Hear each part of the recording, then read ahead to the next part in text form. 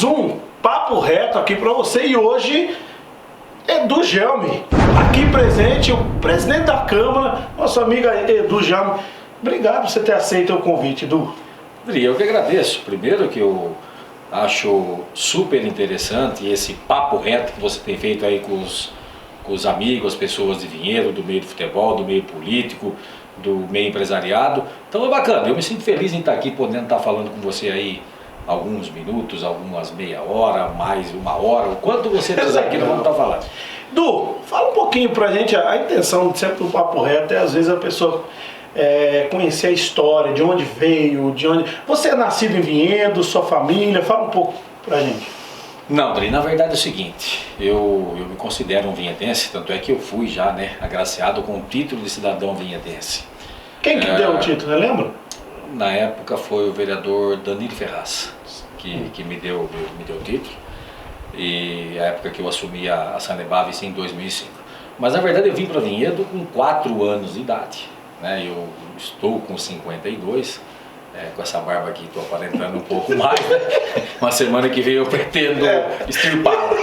Eu não ia fazer comentário sobre essa barba. Então essa experiência dessa barba aqui foi boa, assim, não preciso fazer em casa, diz que descansa a pele, mas a semana que vem eu vou extirpar. Mas ficou diferente, só que envelheceu mais ainda.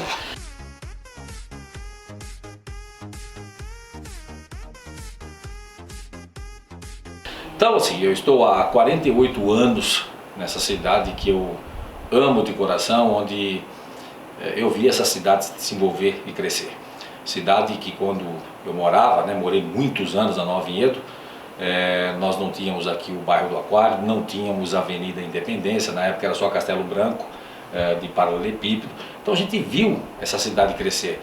A época a capela era bem pequenininha, onde era a estrada de terra. Então assim, a gente conhece muito Vinhedo. Não tinha independência, Du? Não tinha independência. A independência, na verdade, ela parava aonde é hoje o CERB. Ela morria ali, descia para Castelo Branco, né? Você tinha independência até o CERB. Depois virava à esquerda, descia e pegava Castelo Branco. Então, ou seja, onde você corta o Aquários, tudo, não existia. Nós não tínhamos. E aí você cresceu ali na Nova Vinhedo, você chegou a estudar no Abrão 1, você estudou onde? Muita gente confunde, eu vivi a minha infância muito ali na Abrão 1, mas efetivamente na quadra do Abrão 1 para jogar futebol, né? Nós pulávamos o alambrado, não eu e mais 30, 40, porque era isso, era a diversão que nós tínhamos, era jogar lá o futebol e aí nós íamos lá no Abrão 1. Mas eu estudei 8 anos no SESI. E tem aí as minhas amadas professoras até hoje, algumas são da rede pública, a Maria Silvia, uma mulher, eu digo que toda a base, um pouquinho que eu conheço de matemática, aquela mulher que foi o... Eu lembro de você, assim, eu lembro, você tinha uma marcenaria, até meu primo Ronaldo, mandar um abraço pro Ronaldo, você o acolheu na marcenaria, hoje é um marceneiro de mão cheia. Como foi? Faz tempo? Aquele menino, ele veio, ele parecia um rato, cheio de magricelo, cheio de ferida, berebento, e apresentaram, esse cidadão precisa trabalhar. Eu falei, bom, mas eu vou ter que pegar esse cidadão e pôr para trabalhar, mas tá bom, então vamos começar ali, né? E ele não tinha experiência com marcenaria, na verdade nem eu, né? Na verdade eu acabei montando a marcenaria para um grande amigo meu que se foi, eu acho que mais que um amigo, era um amigo irmão, o João, o apelido dele era João Cavalo, né, que infelizmente teve aquela doença maldita, né, teve o câncer, lutou, ficou um ano bem e depois veio a falecer. Então o menino que eu tinha e tem ainda um amor muito grande, né, tenho certeza que ele está num lugar muito bom. E na época eu montei, eu ajudei a comprar as máquinas para ele e para o Miguelão, que é um marceneiro de mão cheia, para poder tocar. E no fim, cara, eu acabei me envolvendo com o negócio, acabei estando junto com a marcenaria, tocando, né, a marcenaria. Além da marcenaria, eu tinha uma pizzaria em Louveira, tudo ao mesmo tempo. Era tudo, já era vereador, né, participava aí da vida pública de Vinhedo, então, e era uma loucura. E aí quando apareceu o Ronaldo, pegamos aquele rato lá para trabalhar, e o menino, fantástico. Um abraço para você, Ronaldinho. Fantástico, trabalhador e hoje, né, hoje há muito tempo é um grande marceneiro. Então a gente fica feliz. E aí, Du, você sempre também foi envolvido nos futebol da vida. Você, desde moleque, como que... Não jogava bem, mas era sempre que você assinava nos times fortes, era isso que acontecia. Então, rapaz, essa intriga da oposição, ela prevalece por anos e anos e anos, mas assim, a história ninguém apaga, né? Você não vai lá com a borracha, né? Então, se você for lá nos anais da secretaria, você vai enjoar de ver, mas quem foi artilheiro? Foi o Edu. Você tá brincando com coisa séria? Lógico, né, que você sobressai se você tem um time bom. E eu, né, tive muita sorte e perspicácia para jogar num time bom, né? E quando a gente fala um time bom, eu joguei muitos anos com o Shaolin, com o Bigu, com o Coelho, com o Tamba, com o Maier, finado Maier, que não está mais aqui. O próprio Polozzi chegou a jogar com a gente. E o futebol o que a gente fazia quando era moleque? Jogar futebol, era a única diversão. Jogava descalço, eu não tinha dinheiro para comprar um tênis, para comprar o tênis para jogar bola. Minha mãe comprou uma vez um quichute, né? Eu me sentia como é que era aquela propaganda do quichute? O homem de 6 milhões de dólares. Põe um quichute nos pés e vire uma fera, ágil, forte, com muita garra. Quichute, calce esta fera. Ele que fazia a propaganda, o Cyborg, o homem de 6 milhões de dólares, ele que fazia a propaganda do quichute. Então eu ganhava o quichute e eu achava que era o Cyborg, eu ia pulando.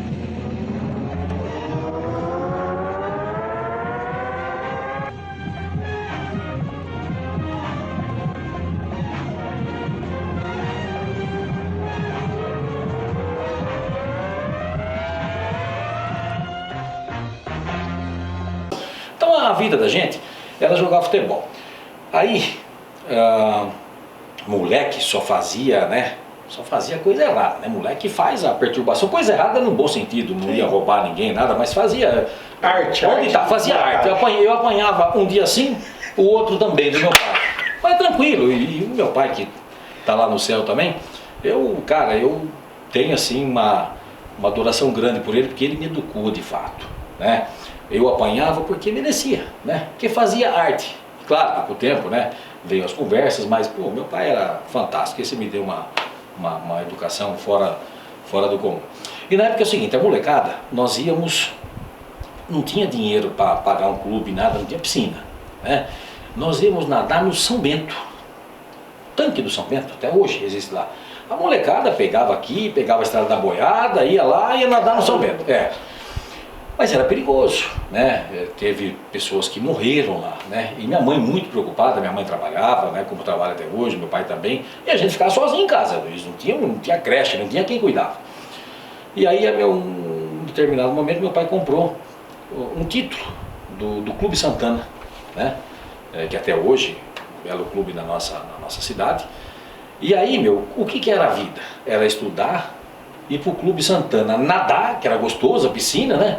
E de vez em quando tinha dinheiro para comprar uma coxinha no bar, que era tradicional, e jogar futebol. Então, ou seja, era um verdadeiro atleta, nadava e jogava futebol, isso é certo. Dos times que você jogou, assim, qual foi o melhor time? Foi aquele time da Nova Vinhedo que...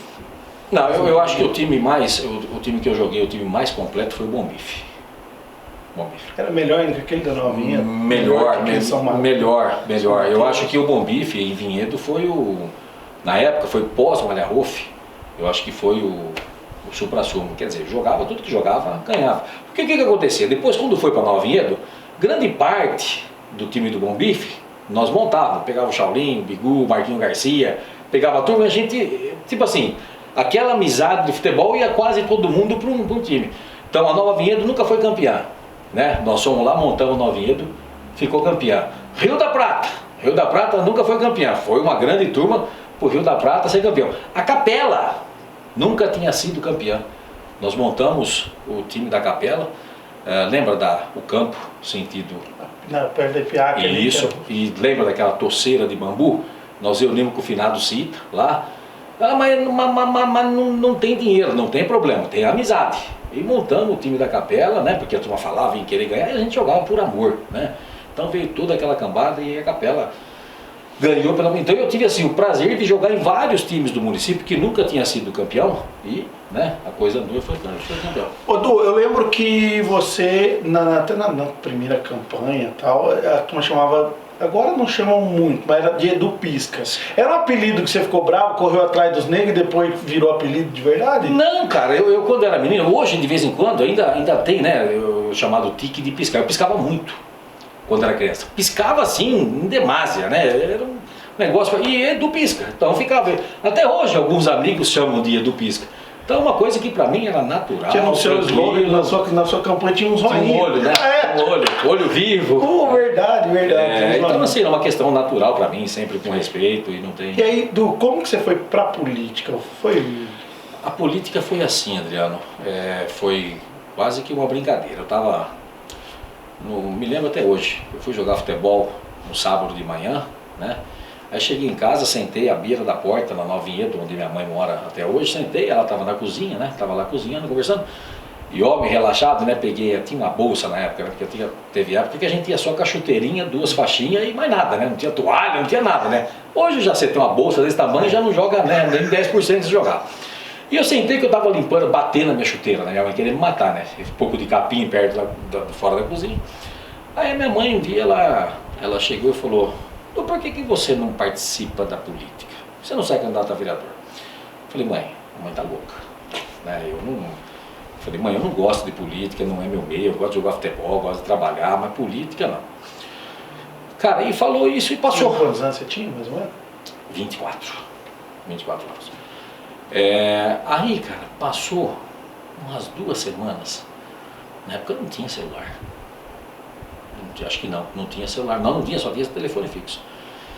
Ligou na minha casa, Nilza Carbonari Ferragutti, querendo falar comigo. Minha mãe, acho que ela pegou na lista telefônica, né? Na época era lista telefônica, pegou, ligou. Eu não estava, depois eu peguei, eu retornei. Isso foi em 1992. Aí conversei com a Nilza, que foi minha professora de religião no SESI, né? Eu queria conversar com você, meu marido é candidato, ele queria conversar para você pelo menos participar, né? Aí eu marquei, o Jonas foi em casa. Aí o Jonas foi um dia, conversou comigo, falou o nome. O Jonas primeiro que ele já era prefeito, político, ele já tinha sido prefeito. Tinha sido prefeito, né? Tinha sido prefeito, depois na época aí o Zé era o atual prefeito e ele estava concorrendo a nova eleição, porque na época não tinha reeleição, os mandatos eram de 6 anos, né? Depois aí passou a ser 4 anos. Aí ele foi e conversou, né, com toda a habilidade. Eu acho que um dos maiores formadores de políticos do município foi o Jonas Ferragutti. Esse, né?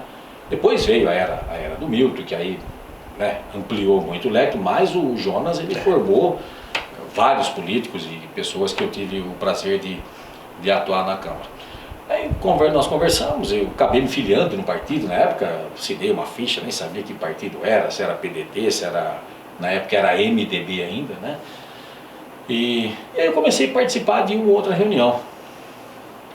Aí pessoas normais, falei: olha, eu participei e falei: acho que eu vou entrar, né? Aí conversa com um amigo, outro, não entra, outro já falava não entra.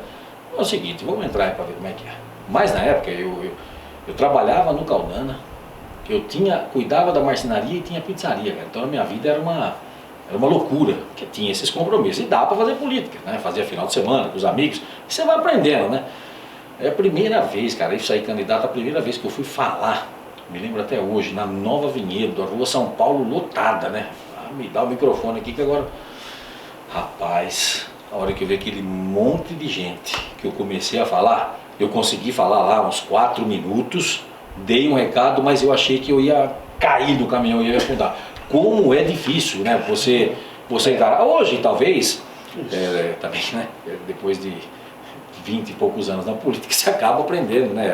A melhorar a tua fala, a não ter esse medo de você falar com o povo. Então, hoje já mais tranquilo. Mas assim, ó, falar que não tem.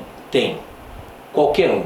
Por mais que você queira, que você vai subir no palanque, dá um friozinho, mas depois passa. Também já estou mais calejado. Mas o começo não é fácil, não. Você, Edu, é um grande incentivador também de pessoas, né? Eu conheço pessoas que também entraram na política porque você convidou, você chamou, você... isso também vem de quando te incentivaram. Porque quando você está militando, quando você está no meio político, aí você começa a de fato conhecer os problemas geral da cidade. Né? Então, a primeira vez que eu fui candidato, que eu fui vereador, que eu fui candidato para ir, acabei assumindo o cargo de vereador, nossa, estava aquela ficção na minha cabeça que eu, como vereador, eu teria que construir um centro esportivo na Nova Vinhedo, que até hoje é uma pena que não tem. Né? Nova Vinhedo, Três Irmãos. Né? Então, assim, dói, né? O tempo passou, mas tanto eu como muita gente queria. Infelizmente, isso acabou não acontecendo. Espero que um dia aconteça. Né? Eu acho que o lazer vale para todos e uma hora vai acontecer isso. Espero que eu esteja vivo ainda para ver aí a molecada brincando, tendo uma área de lazer boa na Nova Vinhedo. Então eu tinha essa visão, né? Que é aquela visão de ser vereador para resolver o problema do bairro. Não, o vereador, ele é macro, ele vai votar a LDO, o PPA, a LOA, ele vai discutir saúde, segurança, educação. Então aí você começa a ter um entendimento do que é o vereador. E claro, principalmente também a questão da própria fiscalização, né? Mas o tempo te ensina isso, né? O tempo vai te ensinar. Foi uma vivência e uma experiência fantástica e tudo isso que eu vejo quando eu convidei pessoas, por quê? Porque você enxerga nas pessoas potenciais. Bom, o que eu preciso ser? Qual é a qualificação que eu tenho que ser para vereador? Cara, ter vontade, conhecer o município, conversar com as pessoas, mas estar focado, né, no município no geral. Você pode ter uma bandeira, né? Uma bandeira você pode escolher. Eu sei, quando eu comecei a minha bandeira, era automaticamente o esporte, né? E depois você vai abrindo todo esse leque de uma maneira geral, como tem que ser um gestor público. Então eu pude, sim, tive o prazer de trazer várias pessoas para participar da política, pessoas que já foram vereadores, que já foram presidente de Câmara, né, amigos que se elegeram. Então eu acho legal. E nessa eleição eu acho que vai ser bacana. Eu acho que a Câmara vai ter uma renovação muito grande, né? Mesmo porque vários vereadores não serão candidatos a vereador. Então você já abre automaticamente o número de cadeiras. E pela mudança também eleitoral, também acho que vai ter. Eu vou te dar um número aqui, tá? Eu acho que a Câmara, dos que estão hoje, troca de 8 a 9. Um número grande, eu acho que vai ser uma das maiores. Vai ser uma das maiores. Eu acredito que seja. Eu sempre brinco com o Edu, é uma brincadeira que eu faço com o Edu, que eu pergunto para ele quem foi o vereador mais votado da história em porcentagem. Quem foi, Edu? Eu sabia que você ia fazer. Tenho certeza que você ia fazer. Quando você fala qual o vereador mais votado da história de Vinhedo, nós não estamos falando em números de votos, nós estamos falando da votação, do percentual que ele teve da eleição. Então eu vou te falar uma coisa, eu fui o vereador mais votado da história de Vinhedo. Na eleição do ano de 2000, eu tive 4,9 dos votos válidos, né? Vou dar um exemplo, o Nil nessa eleição, ele foi o mais votado em números racionais, né? Em 1780 o Nil teve 4,2, o Milton Serafim teve 4,6. E o Edu? 4,9. Fui um privilegiado pelo povo. Mas é bacana, a história E Edu, a política, ela é um local também que a gente faz amigos, e você, como que você lida, assim, como que você trata de ver? Eu lembro de uma frase sua na Câmara, Edu, eu não esqueço essa frase. Eu estava lá acompanhando a sessão e você disse que a política, assim como o futebol, você pode jogar, pode disputar, pode ter a dividida, mas a deslealdade, né, o carrinho por trás para quebrar a perna e tal. Como você divide isso na sua vida política? Olha, para mim é muito tranquilo. Então eu vou fazer uma analogia como o futebol. Sempre gostei, agora voltei a jogar, né, que a pandemia aí não tá deixando, né? Tinha emagrecido, já engordei um pouco de novo, mas tô voltando, vou já. Você tá um baita do Miguel dentro do campo, cara. Você tá de brincadeira. Eu trato essa analogia que eu vou fazer com o futebol é o seguinte. Eu sempre joguei de atacante, né? Eu sempre visava o quê? Fazer o gol. Então muitas vezes você recebia uma bola de costa, proteger. Então eu sempre falei para muita gente o seguinte, falei, ó, se algum cidadão, algum jogador, se eu driblar ele quebrar minha perna pela frente, não vai ter problema algum. Pela frente eu consigo me defender. pode ser uma casualidade do jogo. Então eu jamais nunca quebrei uma perna, nunca quebrei um braço, pequenas torções que você tem aí no meio da vida na época de jogar futebol. Mas eu nunca, graças a Deus, eu nunca quebrei nada, né? Então, mas por trás, você não se defende no futebol. Você passou, o cara te dá uma rasteira, é um negócio totalmente desleal. E na política é a mesma coisa. Eu entendo o seguinte: a hora que você está na Câmara discutindo um assunto, gente, o que é o Estado democrático? Eu não tenho necessariamente que pensar como você. Eu respeito como deve ser respeitada a opinião de cada um, mas você tem a tua própria opinião formada. Para isso você estuda, para você analisa e você tem que expressar a sua opinião. Então eu encaro a Câmara da mesma coisa. Você discute na Câmara. Acabou no futebol. Você jogou, perdeu, ganhou, tomou um chute e outro. Você sai do futebol, você vai tomar uma cervejinha. Para mim são todos amigos, né? E na Câmara eu encaro isso também da mesma maneira. O que foi discutido na Câmara fica na Câmara. Agora, infelizmente, o futebol é muito mais gostoso, né? A política tem muita bolada nas costas, né? Então acontece muito. Eu tento relevar, eu sou leal naquilo que eu me proponho a fazer. Eu não vou ficar falando nas costas de ninguém. Tem gente que fica brava comigo porque eu falo na cara, né? E se eu tenho esse defeito, eu vou continuar tendo porque eu vou falar. Se gostou ou não. E se amanhã, se eu tiver errado, eu tenho a humildade de poder pedir desculpa. Mas eu não vou levar desaforo para casa e não vou ficar falando mal de ninguém. Porque se tiver que falar, falo na cara do cidadão. Então, infelizmente, a política é isso. Para mim, poderia ser uma discussão. Acabou de discutir? Eu vou lembrar do Manta aqui, cara. Quando eu era muito menino perto do Manta, do Bento, do Darcy Jacomim, na época o Valdir Palaro, né? O Lalo era? O Lalo, tive o prazer de ser vereador com o Lalinho, né? E vários amigos na Câmara. Então eu era mais jovem, o Ivan, né? O Ivan um pouquinho mais velho que eu, e nós éramos mais novos, né? E eles eram bem mais experientes. E a juventude, ela quer, né? Ela quer ser mais dinâmica. Mas nós sempre nos respeitamos, né? Pô, acabava a sessão, tinha discussão dentro da harmonia, e depois, sabe o que a gente fazia? Pô, saía todo mundo junto, partido A, B, C, D, nós íamos tomar uma cervejinha, bater um papo, continuar. Então hoje, há muito tempo, não tem mais isso na Câmara, né? Não tem, acabou. Não é só na Câmara, eu acho que é na política em geral também. Acabou, né? Isso. Aquela pessoa que o cara não pode conversar com o outro, ou o cara não pode estar numa esquina com o outro, que parece que é crime, né? Parece que é crime. Du, nós estamos vivendo aí um momento ímpar na história da humanidade, na história do Brasil e, claro, na história de Vinhedo. Como você está enxergando tudo isso? Cara, dá até aflição de falar nisso, porque o que você olha, o que você prevê hoje, você não se concretiza amanhã. O que todo mundo passa? Pô, a economia, ela passou por altos e baixos. Final do ano não estava muito legal no geral. Esse ano começou a ter um embalo, começou a melhorar para todo mundo. Você vai falar no comércio, na indústria, estava tendo, né, dando uma recuperada no Brasil. De repente aparece essa pandemia no mundo, né? Não foi em Vinhedo, não foi no Brasil, foi no mundo. Então, no primeiro momento, vamos à quarentena. Então você fica lá uma semana, recluso, tal. Aí passa 2 semanas, mas nós estamos falando agora em 2 meses. Então vamos olhar. Primeiro, preservar a vida. Isso é o fato primordial, tem que se preservar mesmo. Agora vamos olhar o outro lado. O lado da própria economia, o que é que está acontecendo no país. Cara, comerciante que não aguenta mais, né? Muitas vezes o comerciante, ele trabalhava numa empresa, não conseguiu mais arrumar um emprego, foi lá, alugou, montou o negócio dele, então ele paga aluguel, paga força, paga água para o funcionário, e ele vive daquilo, né? Ele vive. Só que de repente acabou, né? Acabou, esse faturamento dele não existe mais. Então existe uma aflição muito grande, porque muita gente que nos procura, olha, uma ajuda aqui, uma ajuda lá, e você faz o que pode, não vai dar para você socorrer o mundo, né?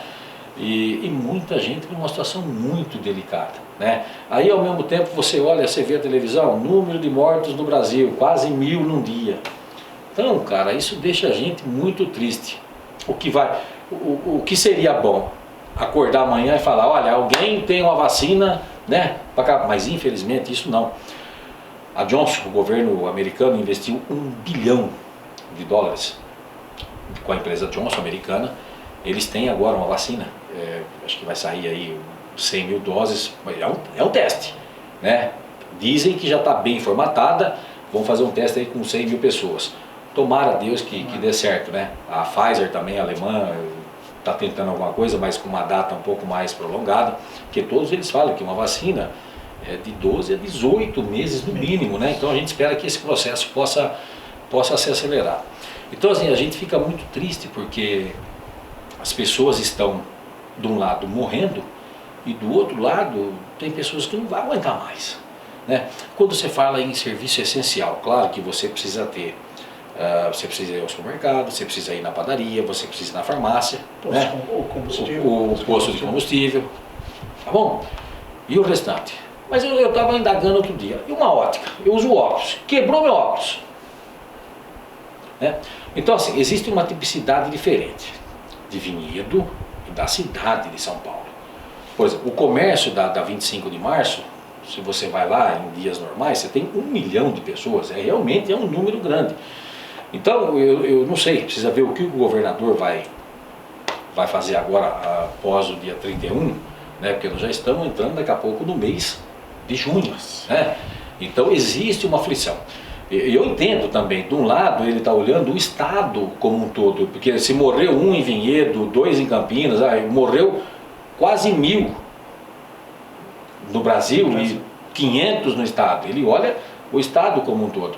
Eu entendo por esse lado. Então assim, é difícil você falar, acho que tem que ter um equilíbrio para que as pessoas não sejam expostas ou peguem a doença e venham aí a falecer. Algumas são assintomáticas, outras sintomáticas e a maioria se recupera, mas infelizmente você tem um grande número de mortes, né? Então, para que haja um equilíbrio, porque é duro você falar, muitas pessoas vão criticar, não, tem que fazer o isolamento.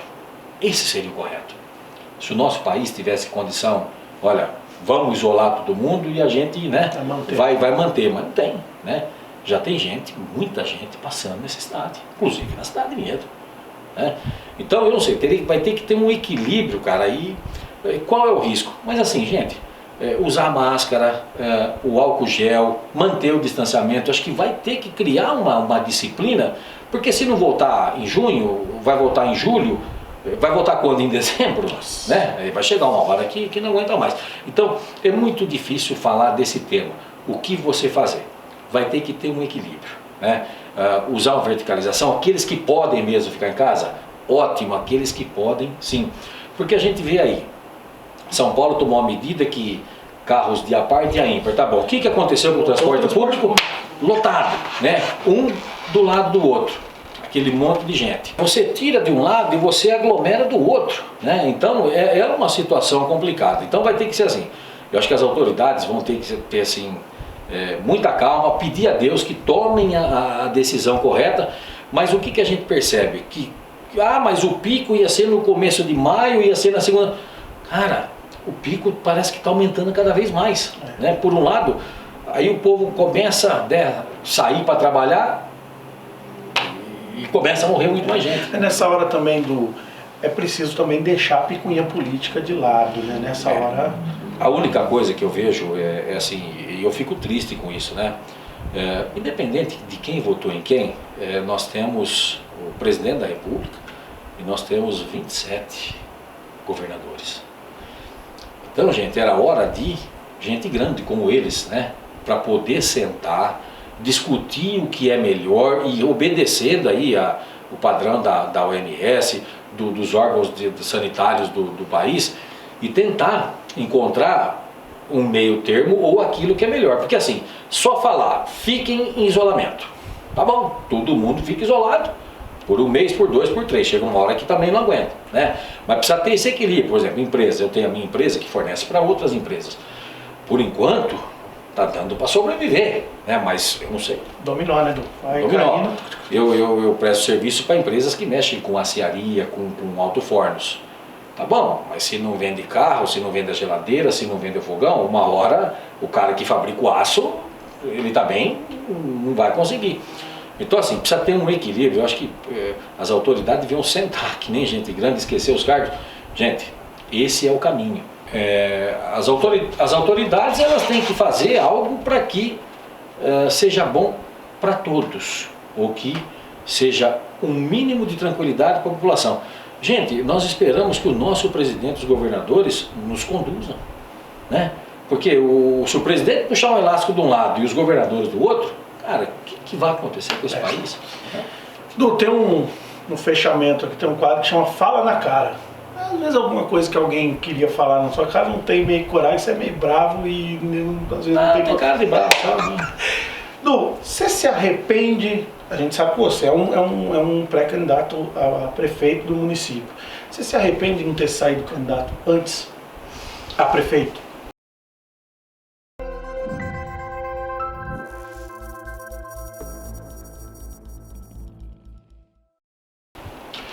Não é questão de arrependimento, né? São os momentos que eu vivi na política. Por exemplo, tive um momento fantástico no ano de 2004 para ser um candidato de um grupo. Amigo, e aquela história da política, né? Existia um grupão grande, né?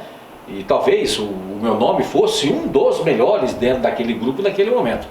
Aí aos 45 do segundo tempo, o cara dá uma tapetada, não deu tempo, então eu não pude sair.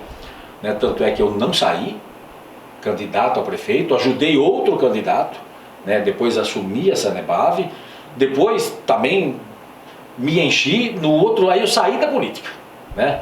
Aí eu voltei em 2012, aí eu fui eleito em 2012 e em 2016 me reelegi. A gente em 2012 achava que você não ia conseguir ganhar a eleição. Mas assim, ó, para todos que queiram ser candidato, é mais fácil perder do que ganhar. Mas se você quiser ter chance de ganhar, você tem que participar do jogo. Participar do trabalho, ter vontade, ter foco, ser transparente, né? Eu saio tranquilo na rua, você me prometeu. Não prometi nada. Eu sempre prometi trabalho. Se eu prometer alguma coisa para alguém é porque eu posso cumprir. Né? Então é muito claro. Então o que eu posso falar é o seguinte: a gente que achava que não ia ganhar. Bom, achar, pode achar, né? O resultado é lá na urna, na hora que sai a urna e, né, eu elegi. Mas assim, é muito mais difícil você voltar da política. Eu já tinha 3 mandatos e eu fui votar, é muito mais difícil. Nossa, você parece que está fora do ninho. Várias pessoas que te ajudaram são candidatos a vereador, então você fica meio... Mas graças a Deus, um grupo de amigos, de pessoas, eu consegui aí a eleição em 2012 e em 2016... acabei me reelegendo, mas não é fácil. Então assim, eu não me arrependo. Por que você não saiu antes? Porque foram as circunstâncias que não pôde sair. Mas de uma coisa é certa, né? Se Deus permitir e eu tiver saúde, eu sou pré-candidato, sairei candidato a prefeito. Mas vai ganhar, vai perder, não importa, né? Você precisa participar do jogo, né? Com transparência, mostrando o conhecimento que eu adquiri ao longo da vida, o preparo, né, hoje para poder gerir a máquina pública. Então, quanto a isso, eu estou muito tranquilo. Du, queria que você deixasse uma mensagem para quem acompanha o canal, para quem acompanha o Papo Reto, para quem gosta de você, vai estar assistindo aí. Deixa uma mensagem para as pessoas. Primeiro, a mensagem, eu quero te agradecer mais uma vez pelo convite, essa iniciativa tua de poder conversar com as pessoas. É muito bacana, né? Porque hoje a internet cria essa facilidade de você estar transmitindo aí para um número grande de pessoas que muitas vezes não te conhecem, ou aquele que tem uma curiosidade. Então, primeiro, parabenizar por isso. E a mensagem, então 2, para os candidatos: foco, trabalho, transparência, honestidade. Nós temos uma eleição, a gente entende que vai ser esse ano, não sabemos se vai ser em outubro, novembro ou dezembro. E para o cidadão vinhedense, que a gente tem esperança que nós possamos ter uma cidade boa, mas é uma cidade que possa ainda, que vai ser com certeza uma cidade muito melhor.